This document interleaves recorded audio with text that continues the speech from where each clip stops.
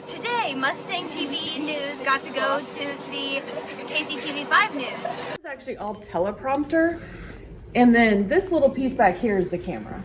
This is the only little piece that's the camera. So everything, yeah, you guys can come around and see it. So that's the camera. There's this one little piece.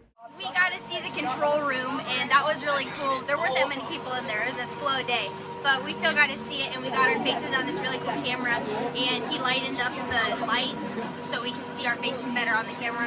It was really cool. On the sets, they had like all the computers and all the editing rooms to work, and I thought it was really cool, and it shows how much work goes into something that you may not know has that much effort going into it.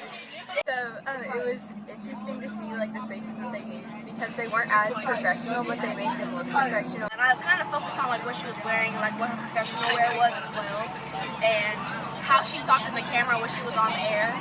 That's why I tried to pay attention to how she was. So instead of just talking and sitting there like this, she would talk with her eyes and her hands at the same time.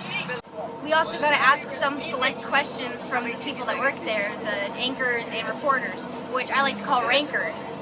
But honestly, I feel like the best part of the tour was talking to them. Because they are reporters and they're also anchors. So she makes up her own material and she gets the research, and she also airs her words onto the news.